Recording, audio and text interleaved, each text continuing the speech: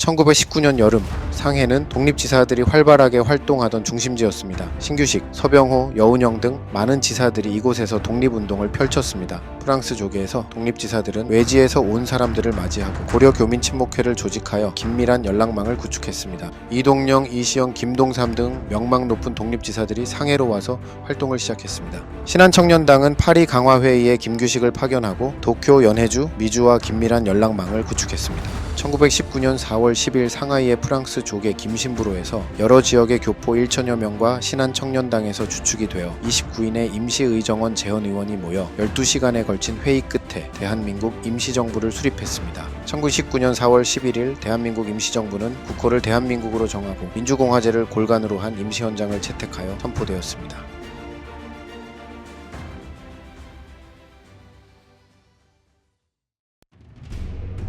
대한민국 임시정부는 독립운동 자금을 확보하고 항일 세력과 연락하기 위해 연통제와 교통국을 조직했습니다. 연통제는 국내 비밀 행정조직으로 문서 전달, 군자금 조달, 정보 보고를 담당했으며 교통국은 통신기관으로 정보 수집과 연락 업무를 맡았습니다. 독립운동 자금을 위해 독립공채를 발행하고 의연금을 거두었으며 독립신문을 발행했습니다. 국제사회의 승인을 받기 위해 파리 강화회의에 김규식을 정원대사로 파견하고 미국에는 구미위원부를 설치해 독립을 국제적으로 알렸습니다. 1922년에는 이동희, 김규식 등이 모스크바에서 열린 극동인민대표회의에 참석하여 소련으로부터 독립운동 지원을 약속받았습니다. 한편 임시정부는 군사활동에도 힘을 기울였습니다. 정부 조직에 군무부를 설치해 군사 업무를 맡겼습니다. 서로군정서, 북로군정서 등 만주 지역의 독립군 단체를 군무부 산하로 편제하였습니다. 대한민국 임시정부의 다양한 활동들은 독립을 향한 끊임없는 노력이었습니다. 1920년대 초 일제의 탄압으로 연통제와 교통국이 제 기능을 할 수 없게 되었습니다. 이후 임시정부는 국내에서 독립자금을 모으기 어려워졌고 외교활동도 강대국의 외면으로 큰 성과를 얻지 못했습니다. 이 시기에 독립운동의 노선을 둘러싼 논쟁과 사회주의와 민족주의 계열 간의 갈등이 발생했습니다. 이승만 계열의 외교 독립론, 이동희 계열의 무장투쟁론, 안창호의 실력 양성론 등이 논쟁의 중심에 있었습니다. 무장투쟁론자들은 이승만의 위임 통치 청원서를 문제 삼아 임시정부의 개편을 요구했습니다. 여러 민족운동가는 독립운동의 새로운 방향을 모색하기 위해 국민대표회의를 개최했습니다. 그러나 국민대표회의는 임시정부를 해체하고 새로운 정부를 수립하자는 창조파와 임시정부의 조직만 바꾸자는 개조파의 대립으로 별다른 성과를 거두지 못하고 마무리되었습니다. 국민대표회의가 결렬된 이후 많은 민족운동가가 임시정부를 떠나면서 임시정부는 조직을 유지하기 어려울 정도로 세력이 크게 약해졌습니다. 1925년 임시의정원은 이승만을 탄핵하고 박은식을 대통령으로 추대했습니다. 곧이어 헌법을 고쳐 대통령제를 국무령 중심의 내각 책임제로 바꾸고 일종의 집단지도 체제로 전환하였습니다. 그리고 이동영과 김구 등을 중심으로 체제를 재정비해 나갔습니다. 이렇게 임시정부는 어려운 상황 속에서도 독립운동을 지속해 나갔습니다. 1920년 한국 독립군은 두 차례 대규모 전투에서 일본군을 상대로 압도적인 승리를 거뒀습니다. 보호동 전투와 청산리 대첩은 그들의 전략적 기능과 지리적 이해도를 보여준 역사적 사건입니다. 보호동 전투에서는 홍범도 장군이 이끄는 대한독립군이 험준한 산악 지역을 활용해 일본군을 기습 공격했습니다. 이 전투에서 독립군은 일본군 157명을 사살하고 자신들의 사상자는 최소화했습니다. 이후 일본군은 독립군을 섬멸하기 위해 대규모 병력을 투입하여 청산리로 진격했습니다. 그러나 김전희 장군이 이끄는 북로 군정서군과 홍범도 장군의 대한독립군은 청산리 일대에서 일본군을 상대로 연속적인 승리를 거두었습니다. 특히 백운평, 만루구, 마랑촌 전투에서 독립군은 일본군 1200여 명을 전사시켰고 그 과정에서 독립군의 희생은 상대적으로 적었습니다. 이 두 전투는 일본군의 수적 우세를 극복한 독립군의 전술적 승리로 한국 독립운동사에서 빼놓을 수 없는 중요한 사건으로 남아있습니다. 민중은 우리 혁명의 대본영이다. 폭력은 우리 혁명의 유일 무기이다. 1919년 조선의 독립을 위해 결성된 의열단. 이들은 단순한 시위가 아닌 철저한 무장투쟁을 선택했습니다. 의열단의 창립자 김원봉. 그는 일본 제국주의에 맞서 독립운동을 주도하며 의열단의 정신적 중심이 되었습니다. 1921년 김익상은 조선 총독부에 폭탄을 던지며 조선 민족의 저항 의지를 상징했습니다. 1923년 김상옥은 종로경찰서를 폭파하고 경찰들과 치열한 총격전을 벌였습니다. 그의 희생은 독립에 대한 결의를 보여줍니다. 1924년 김지섭은 일본 왕궁을 폭파하려다 실패했지만 그의 결단력은 의열단의 대담함을 보여줍니다. 마지막으로 1926년 나석준은 동양척식 주식회사와 조선식산은행을 폭파하며 조선 경제의 억압에 맞섰습니다. 총과 폭탄으로 일제에 저항한 그들, 조국을 위해 모든 것을 바쳤던 의열단의 이름을 우리는 영원히 기억해야 합니다.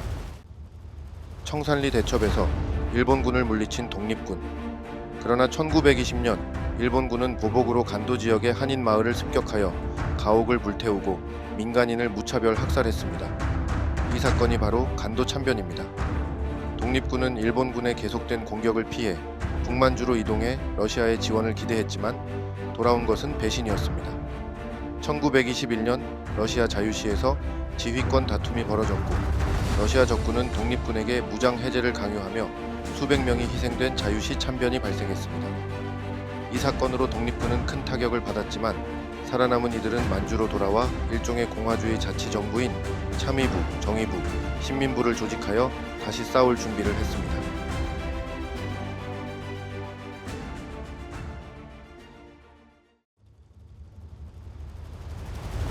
1920년 조만식 등은 일본 자본의 침투에 맞서 평양에서 물산 장려 운동을 시작했습니다. 내 살림 내 것으로라는 구호 아래 토산품 애용과 절약을 강조하며 민족 산업 보호를 목표로 했습니다. 그러나 가격 상승 등의 문제로 점차 사회주의자들의 비판을 받으며 큰 성과를 거두지 못했습니다. 일제는 한국인에게 기초교육만 허용하자 민족주의 지식인들은 고등교육의 필요성을 느끼고 밀립대학 설립 운동을 시작했습니다. 1922년 조선밀립대학 기성회는 1000만이 1원씩 모금 운동을 벌였으나 일제의 방해와 자연재해로 중단되었습니다. 일제는 1924년 경성제국대학을 세워 한국인의 불만을 잠재우려 했습니다. 1929년 조선일보는 문자 보급 운동을 통해 문맹 퇴치에 힘썼고 동아일보는 1931년 분하로드 운동을 전개하여 계몽 활동을 벌였으나 1935년 일제에 의해 중지되었습니다.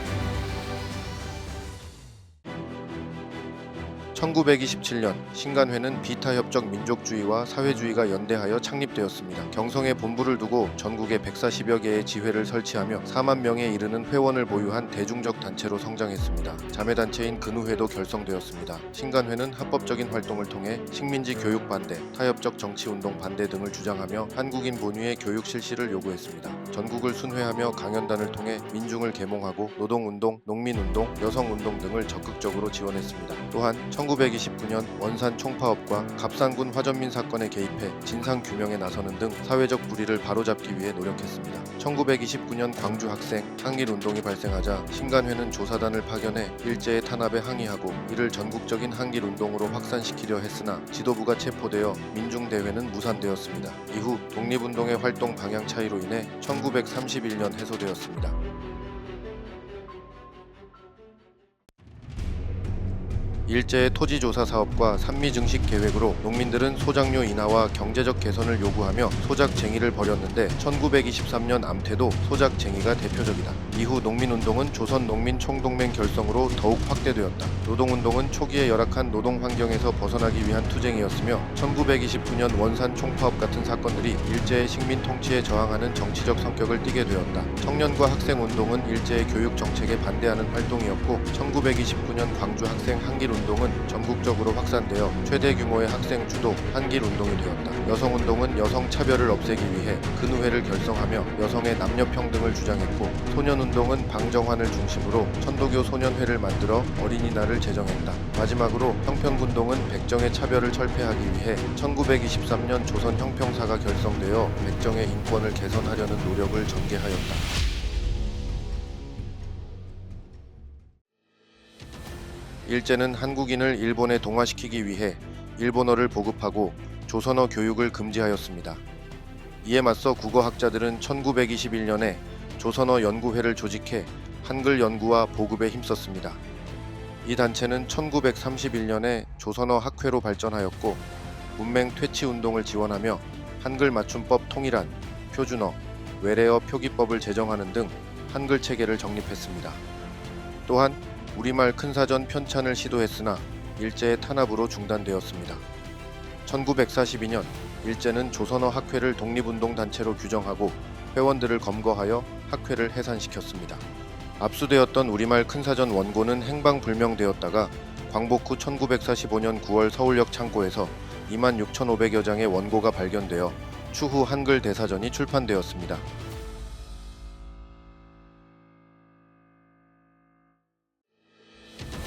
일제는 한국 침략과 식민 통치를 정당화하기 위해 한국사를 왜곡하고 총독부는 조선사 편수회를 통해 식민 사관을 퍼뜨렸습니다. 이에 맞서 박은식과 신채호는 민족주의 사학을 발전시켜 우리 역사를 지켰습니다.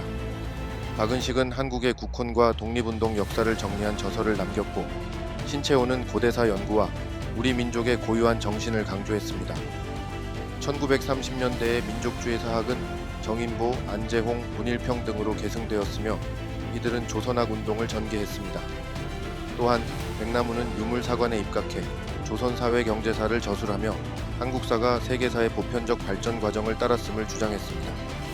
한편 실증주의 사학자들은 문헌고증을 통해 역사를 객관적으로 서술하고 1934년에 진단학회를 조직하여 연구 성과를 발표했습니다.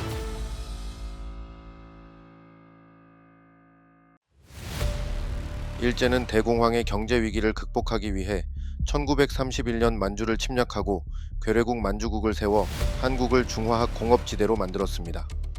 이후 만주를 농업 원료지대로 한국을 군수산업 중심으로 재편하며 자원을 수탈했습니다. 중일 전쟁과 태평양 전쟁이 이어지며 일제는 국가 총동원법을 실시했습니다.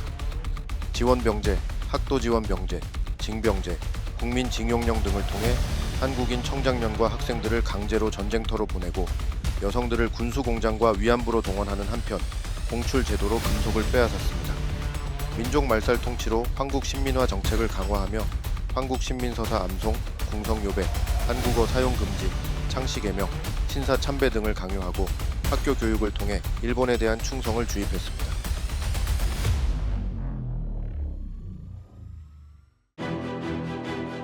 1920년대 후반 만주에서 참의부, 정의부, 신민부 통합운동의 결과로 국민부와 혁신의회가 조직되었고 각각 조선혁명군과 한국독립군이 활동했습니다. 양세봉이 이끄는 조선혁명군은 중국 의용군과 연합해 영릉가와 흥경성 전투에서 지청천이 이끄는 한국독립군은 중국 호로군과 함께 쌍성복, 사도하자, 대전자령 전투에서 일본군을 격퇴했습니다. 그러나 일본군의 강력한 공격으로 독립군은 중국 관내로 이동했고 1935년 의열단을 중심으로 조선혁명당, 한국독립당, 미주대한독립단 등이 참여하여 민족혁명당이 결성되어 독립운동 세력을 통합하려 했습니다. 하지만 내분으로 인해 민족주의 계열은 한국국민당을 결성했고 결국 중국 관내의 독립운동은 민족주의와 사회주의 계열로 분리되었습니다. 1923년 국민대표회의 실패와 만보산 사건으로 대한민국 임시정부는 크게 위축되고 중국 내 독립운동도 어려워졌습니다. 이를 타개하기 위해 김구는 1931년 한인 애국단을 조직했습니다. 1932년 애국단원 이봉창은 일본 도쿄에서 국왕마차를 향해 수류탄을 던졌습니다. 비록 목적을 달성하지는 못했지만 일본에 큰 충격을 줬습니다. 이를 빌미로 일본은 상하이를 침략했고 윤봉길은 상하이 훈커우 공원에서 폭탄을 던져 일본군 장군과 고위 관리를 처단했습니다. 이 사건 이후 중국의 장제스와 국민당은 한국 독립운동을 적극 지원하게 되었고 한국 광복군 창설의 기반을 마련합니다.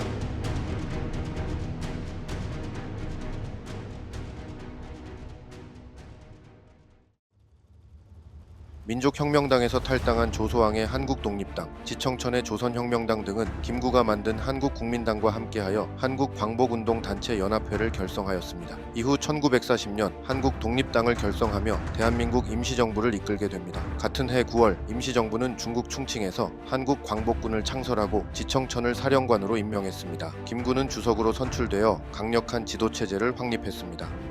1942년 김원봉이 이끄는 조선의용대가 한국광복군에 합류하며 전력이 강화되었습니다. 광복군은 일본군 포로신문, 선전활동, 학병 유도 등 다양한 작전을 펼쳤습니다. 태평양 전쟁이 발발한 후 대한민국 임시정부는 일제에 선전포고를 하고 한국광복군은 연합군과 함께 미얀마, 인도 전선에 파견되었습니다. 또한 미국 OSS와 협력해 국내 진공작전을 준비했지만 일제의 항복으로 실행되지 못했습니다. 조직 내부의 갈등으로 조소왕, 지청천 등이 탈당했던 민족혁명당은 조선민족혁명당으로 계승됩니다. 그 후 조선민족혁명당을 중심으로 통합에 찬성하는 단체들이 모여 조선민족전선연맹이 1937년 결성됩니다. 조선민족전선연맹은 1938년 중국 국민당의 지원으로 조선의용대를 창설합니다. 이들은 정보수집, 포로신문, 후방교란 등 다양한 활동을 통해 중국군을 도왔습니다. 하지만 국민당의 소극적인 항일 태도에 반발한 조선의용대 일부는 중국 공산당이 항일 투쟁을 벌이던 화북 지방으로 이동해 포가장 전투 등에서 큰 성과를 거두었고 조선 의용군 화북지대로 개편되었습니다. 한편 화북으로 가지 않은 일부 대원들은 김원봉의 지휘 아래 1912년 한국 광복군에 합류하여 독립운동을 이어갔습니다.